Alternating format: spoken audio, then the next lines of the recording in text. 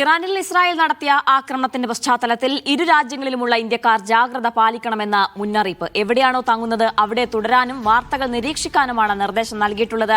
അടിയന്തര ആവശ്യം വന്നാൽ വിളിക്കാനുള്ള നമ്പറുകളും നൽകിയിട്ടുണ്ട്. ഇന്ത്യയിൽ നിന്ന് പശ്ചിമേഷ്യയിലേക്കുള്ള എയർ ഇന്ത്യ വിമാന സർവീസുകളും റദ്ദാക്കിയിട്ടുണ്ട്. തൗഫീഖ് അസ്ലം ചെയ്യുന്നുണ്ട് വിശദാംശങ്ങൾ നൽകാനായി. തൗഫീഖ്, ഇരു രാജ്യങ്ങളിലുമായി നിരവധി ഇന്ത്യക്കാർ തങ്ങുന്ന ഒരു സാഹചര്യമുണ്ട്. ഇതിനിടയ്ക്കാണ് വലിയൊരു യുദ്ധഭീതിയിലേക്ക് പശ്ചിമേഷ്യ കടക്കുന്നത്.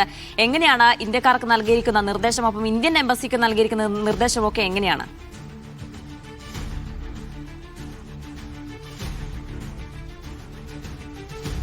അജീന, പശ്ചിമേഷ്യ കലുഷിതമായി തുടരുമ്പോൾ ഇന്ത്യക്കാർക്ക് ജാഗ്രതാ നിർദ്ദേശം നൽകിയിരിക്കുകയാണ്. ഇപ്പോൾ എംബസിയുടെ നിർദ്ദേശങ്ങൾ ഇന്ത്യൻ പൗരന്മാർ കൃത്യമായി പാലിക്കണമെന്നാണ് ഇപ്പോൾ പൗരന്മാരെ അറിയിച്ചിരിക്കുന്നത്. അതോടൊപ്പം തന്നെ എംബസിയിൽ രജിസ്റ്റർ ചെയ്യാത്ത പൗരന്മാർ എവിടെയെങ്കിലും ഇസ്രായേലിലോ ഇറാനിലോ ഉണ്ടെങ്കിൽ അവർക്ക് രജിസ്റ്റർ ചെയ്യാനുള്ള ഒരു ലിങ്ക് കൂടി എംബസി നൽകിയിട്ടുണ്ട്. ആ ലിങ്കിലൂടെ അവരുടെ പൂർണ്ണ വിവരങ്ങൾ ഉടൻ തന്നെ രജിസ്റ്റർ ചെയ്യണമെന്നുള്ള നിർദ്ദേശമാണ് ഇപ്പോൾ നൽകിയിരിക്കുന്നത്. അതോടൊപ്പം തന്നെ പുറത്തുവരുന്ന വിവരങ്ങൾ കൃത്യമായി നിരീക്ഷിക്കണം. പ്രാദേശിക മാധ്യമങ്ങളിൽ ഉൾപ്പെടെ നിരീക്ഷിക്കുകയും നിലവിലത്തെ സ്ഥിതി അപ്പോൾ അറിയണം എന്നുള്ള നിർദ്ദേശവും കൂടി ഇപ്പോൾ നൽകിയിട്ടുണ്ട്. ഏതെങ്കിലും അടിയന്തരാവസ്ഥ വരികയാണെങ്കിൽ അടുത്തുള്ള എംബസിയുമായി ബന്ധപ്പെടണമെന്നുള്ള കർശനമായിട്ടുള്ള നിർദ്ദേശങ്ങൾ കൂടി നൽകിയിട്ടുണ്ട്. ഒപ്പം ഇപ്പോൾ എവിടെയാണുള്ളത് അവിടെ തന്നെ സുരക്ഷിതമായി കഴിയണം, അനാവശ്യമായി പുറത്തിറങ്ങരുത് എന്നുള്ള ഒരു നിർദ്ദേശവും കൂടി എംബസി ഇപ്പോൾ നൽകിയിട്ടുണ്ട്. ഒമാൻ ഒഴികെയുള്ള മറ്റു ഗൾഫ് രാജ്യങ്ങളിലും ഒപ്പം ഇറാനിലെയും ഇസ്രായേലിലെയും ഇന്ത്യക്കാർക്കാണ് ഇപ്പോൾ ഇത്തരമൊരു നിർദ്ദേശം നൽകിയിരിക്കുന്നത്. അതേസമയം വിദേശകാര്യ മന്ത്രാലയത്തിന്റെ ഭാഗത്തുനിന്നുകൊണ്ട് ഒരു ഔദ്യോഗികമായിട്ടുള്ള അറിയിപ്പുകളൊന്നും ഇതുവരെയും പുറത്തു വന്നിട്ടില്ല, പ്രതികരണങ്ങളൊന്നും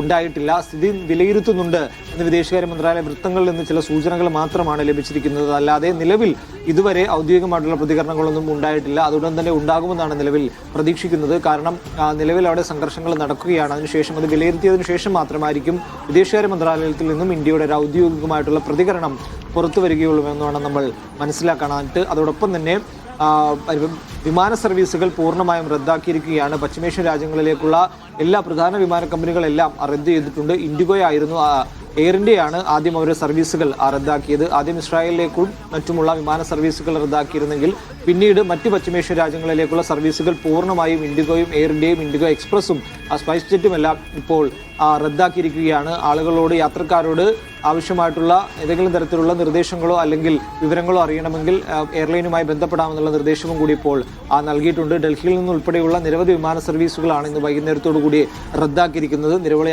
ആളുകൾ ഇപ്പോഴും വിമാനത്താവളത്തിൽ തന്നെ ഇരിക്കുകയാണ്.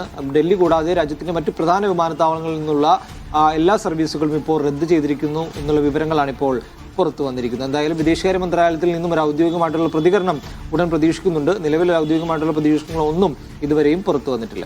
ഔദ്യോഗികമായ ഒരു പ്രതികരണം അല്പസമയത്തിനകം ഉണ്ടാകുമെന്നാണ് പ്രതീക്ഷിക്കുന്നത്. എന്നാലും ഇന്ത്യക്കാർക്ക് ഇരു രാജ്യങ്ങളിലുമുള്ള ഇസ്രായേൽ, ഇറാൻ രാജ്യങ്ങളിലെ ഇന്ത്യക്കാർക്കാണ് ജാഗ്രതാ നിർദ്ദേശം നൽകിയിട്ടുള്ളത്. എവിടെയാണോ നിങ്ങൾ ഇപ്പോൾ ഉള്ളത് അവിടെ തുടരുക, ജാഗ്രതയോടെ ഇരിക്കുക തുടങ്ങിയ മുന്നറിയിപ്പുകളാണ് നൽകിയിട്ടുള്ളത്. ഏതെങ്കിലും അടിയന്തര സാഹചര്യം ഉണ്ടാവുകയാണെങ്കിൽ ഇവർക്കുള്ള അതിനുള്ള സൗകര്യങ്ങൾ ഒരുക്കാനുള്ള തീരുമാനത്തിലും ഇന്ത്യ എത്തിയിട്ടുണ്ടെന്നാണ് മനസ്സിലാക്കുന്നത്. എംബസിയുമായി ബന്ധപ്പെടാൻ കൃത്യമായ രേഖകൾ അവിടെ നൽകണം തുടങ്ങിയ കാര്യങ്ങൾ